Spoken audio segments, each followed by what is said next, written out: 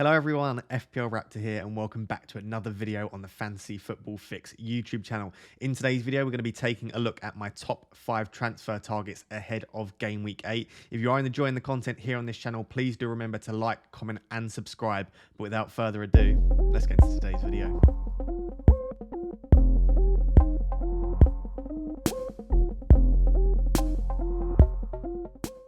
So guys, we are starting with a fairly obvious one in Cancelo. He's now risen to 6.2 million, obviously started at 6. And I say obvious because I think if you're on your wildcard or you've got a free transfer and a little bit of budget to work with, I think a lot of people will be going for Cancelo. And as you can see on the left, the number one transferred out defender this week is Alexander-Arnold, who at the time of recording has had over 150,000 transfers out. So I think a lot of people will be going for Cancelo, hence the 2 rises he's had already. He's up to 18% ownership. And I think you're right to be going for Cancelo if you have brought him in, and that's why I'm suggesting him in this video. I think the fixtures coming up for Manchester City are absolutely brilliant. And yes, the colour rating suggests that they're not like perfect fixtures, as you can see using the Fantasy Football Fix fixture analyzer.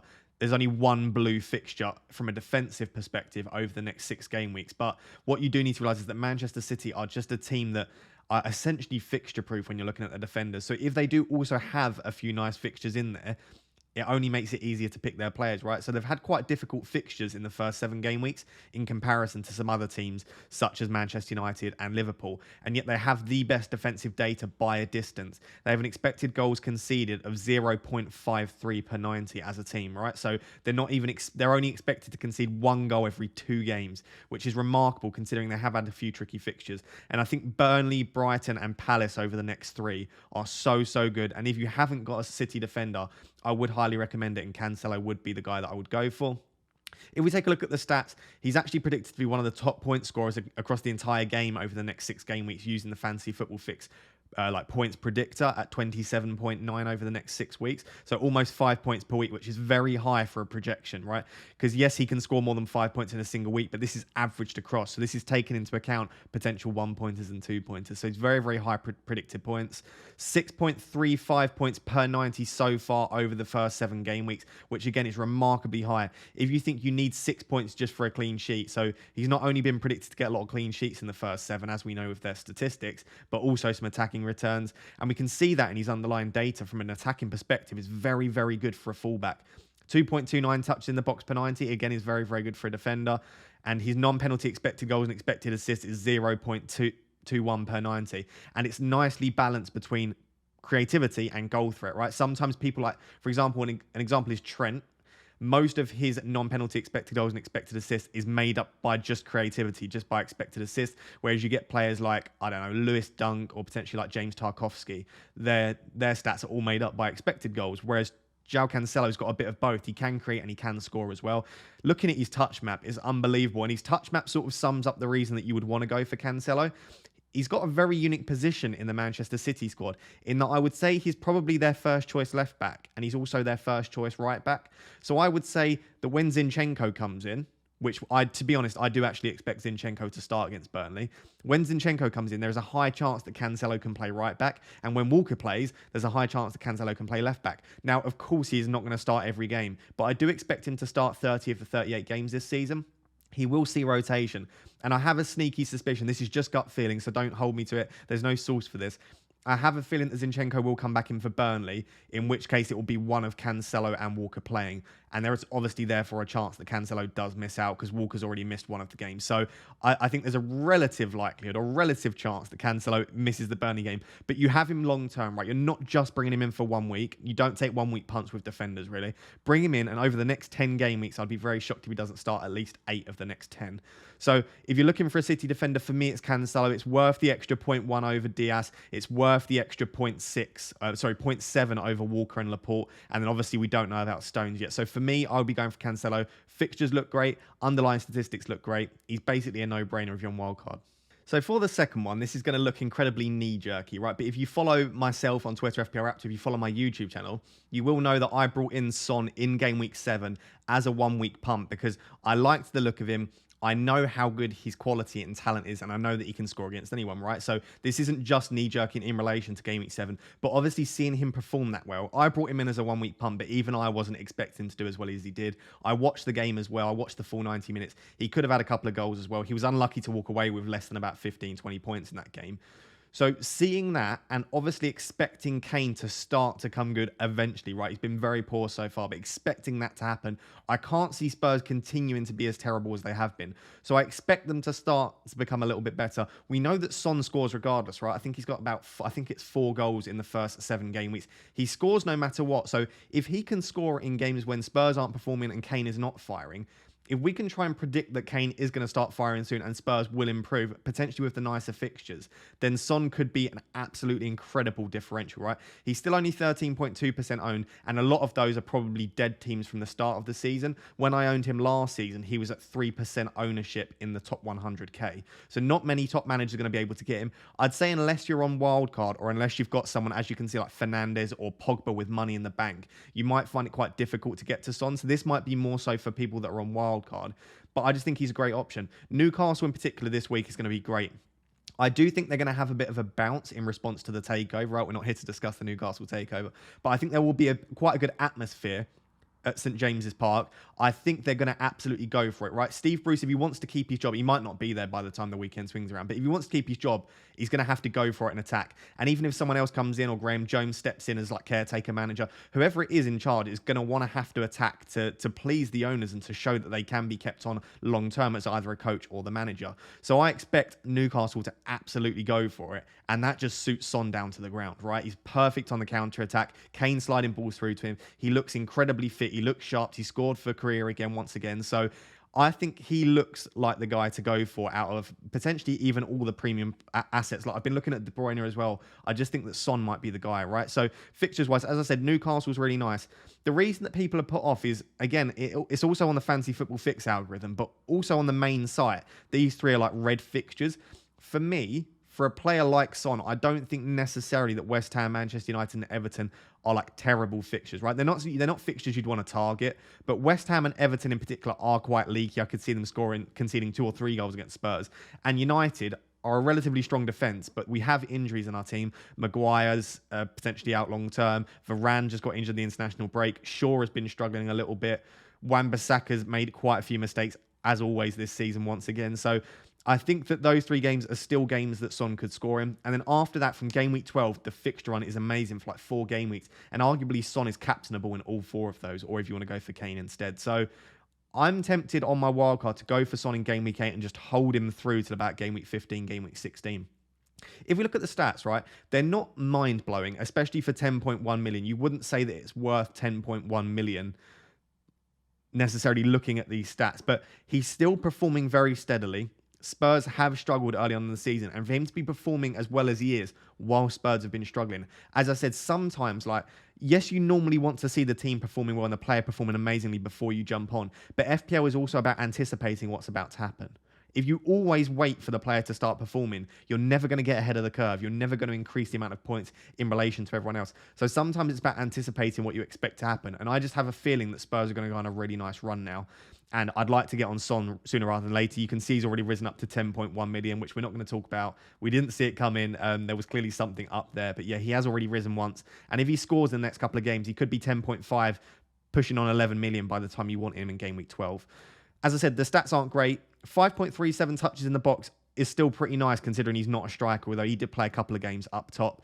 And non-penalty expected goals and expected assists of 0.43 is also pretty nice as well. So he is performing well. These are the sort of the stats you'd expect from a £7 or £8 million midfielder as opposed to a £10 million midfielder. So again, it is a bit of a leap of faith, but we just know how clinical Son is. He doesn't even need his underlying stats to be that good. He's a fantastic finisher. He's got so much talent. I like the fixtures coming up. I think he's a great option moving forward. But of course, at 10 million, I do understand if you're a bit cautious with that.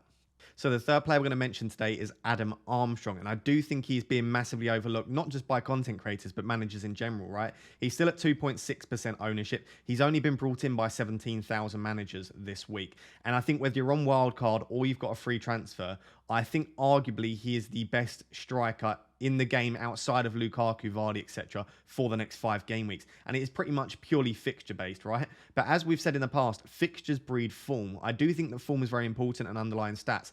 But if you've got a player that knows how to score, knows how to finish, and they've got great fixtures coming up, you expect that those fixtures will encourage them to start scoring and it might breed form in them, right? And I know the reason that people are potentially overlooking Armstrong is just due to the sheer amount of strikers we've got. Just at the budget level, you could take a 1-week punt on Morpay. You've got Tony, who long-term probably looks like the best striker. You've got Hwang, who's at 5.6 million, so you're saving money in Armstrong. Also has great fixtures coming up. Then if you just increase a little bit, you've got the likes of Ollie Watkins, Iheanacho if he starts. Then if you go up again, you've got Jimenez, Bamford, Calvert-Lewin, Antonio, right? All of these players. And then if you go up again, you've got Vardy, Lukaku, Ronaldo. Even the likes of Werner and Jesus, like there are so many players that you can pick in and around these prices and up top. So I understand why, but for me, I'm thinking I want to attack the next 5 fixtures or the next few fixtures. I can then move to the likes of Tony or I can move to the likes of Bamford, Calvert-Lewin after that, right?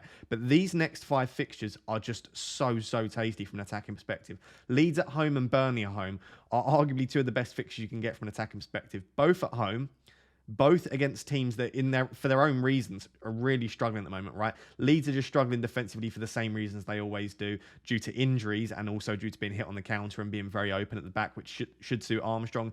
Burnley are defending in the way they always defend, but it just doesn't seem to be working at the moment. They are one of the worst teams defensively so far this season. I think they're 2nd or 3rd worst defence. And obviously they play Manchester City in game week 8, so they'll probably get battered there. They'll probably be quite low on confidence. So those 2 fixtures alone are enough for me to want to go for Armstrong. But even then after that, the next 3 after that are Watford, Aston Villa and Norwich. So for me, I'm going to take the punt on Armstrong, I'm pretty sure, on my wild card. For 6 million, you're not expecting too much anyway, but they're great fixtures. The other thing that I just want to note also is that because of Ward-Prowse's suspension, I think he misses 2 Prem games and 1 Cup game. So I think he'll be back for Watford. You can correct me down below if that is wrong. It might be 3 games. But say he's out for 2. I personally think, again, you might want to consult some Saints fans on this. I think that Armstrong might be on penalties in the absence of Ward-Prowse.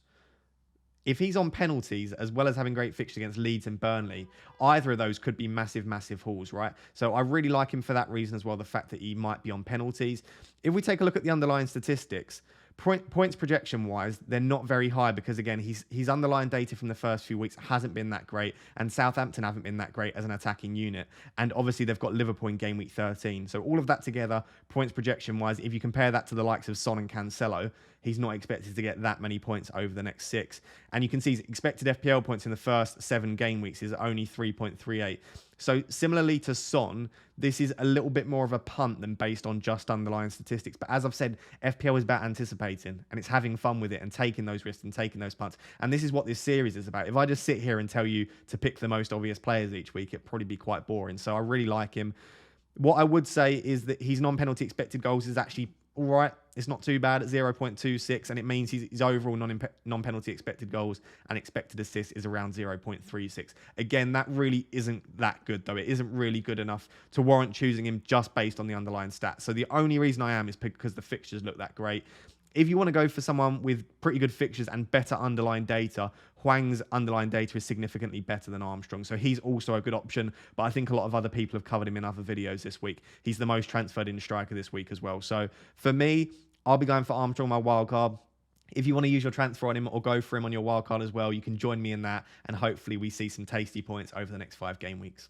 So the final 2 players, I've gone back to the battle stat format that we've done in past weeks, right? Because I'm comparing them because I don't think you'd necessarily want to go for both unless you are FPL Tactician on Twitter who's going for potentially 3 Manchester City mids, which is obviously very high risk, high reward. But I assume for most of you, if you're on wildcard, you want to go for 1 Manchester City mid. And if you're not on wildcard, I doubt you're going to use both transfers on the midfielders. What I would start by saying is I do think that the value for Manchester City is in the defence, right? I'm not saying that you only go for defenders, but I think the priority for Man City, due to the pricing, right? For 6.2, Cancelo is better value than both these players. For 6.1, Diaz is arguably better value than both of these players, but there's not much upside. I think across the season, Diaz and Cancelo probably outscore both of these just due to playing time and the amount of clean sheets they keep.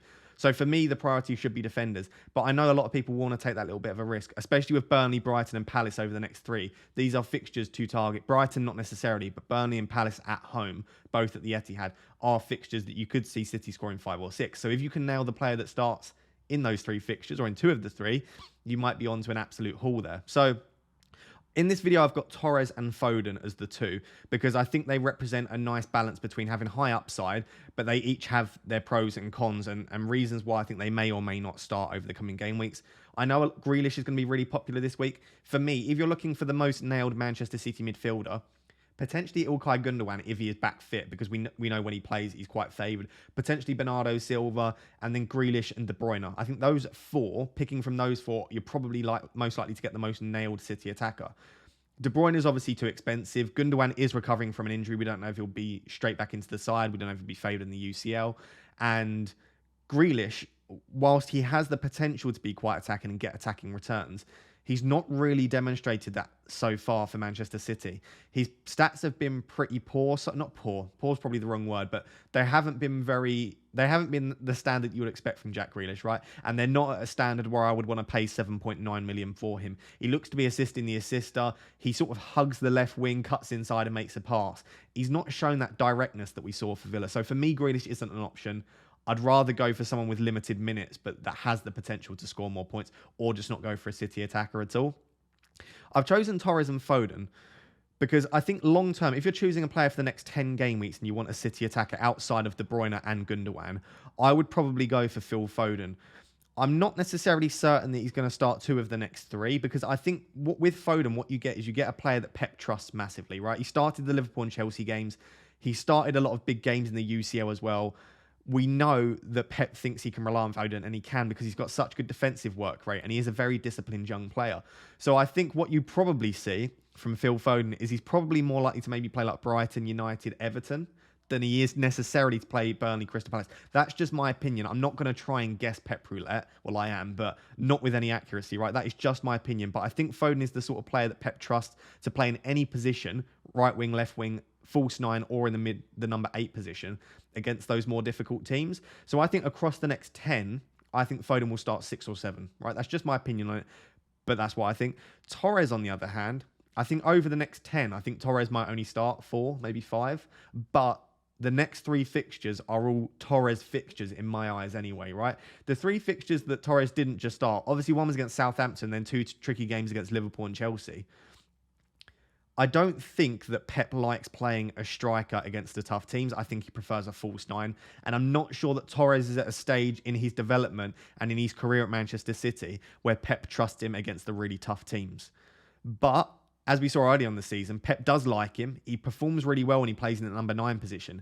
And I think Burnley in particular, but also Brighton and potentially Palace, I think Burnley and Palace are the 2 fixtures where you could see Torres play. So if you're bringing in a player for the short term and you want to target the nice fixtures, I would argue that Torres might be the slightly better punt. However, that might be a completely wrong interpretation, and Torres might have been left out of the last 3 weeks, last three game weeks, because he's been terrible in training and he's fallen out with Pep. We've seen with Mahrez, apart from game week 1, Mahrez has played less than 90 minutes in the last 6 game weeks, and he's not started any of them. That could easily happen with Torres, right? It might not be that Torres isn't trusted in the bigger games. It might just be that Pep doesn't want to play him and he trusts other players more regardless of the fixture. So this is just my opinion, take it with a pinch of salt, but that's the way I'm viewing this at the moment. I sort of want a short-term punt, and due to the £1 million you save and due to the stats which we're going to get onto, I'm favouring Ferran Torres. For the stats, I've put them on the screen, right? But they're almost irrelevant. I was going to use last year's stats, but I think the team's developed. Foden's role's developed a little bit, and so has Torres's. So last season's are equally not particularly relevant.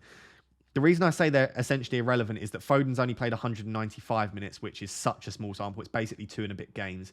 And Ferran Torres has only played 305 minutes. And 2 of Foden's games are against Liverpool and Chelsea. So it's going to be very difficult to try and extrapolate based on that, as well as the fact that Foden can play in so many different positions.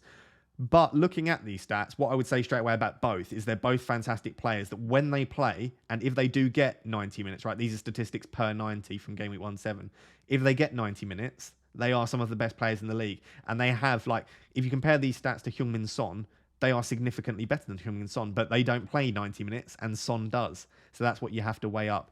What I would say is that Torres looks the more involved player because he plays in that number 9 spot. He's got more touches in the box, more expected FPL points as well. Slightly higher non-pen expected goals and expected assists.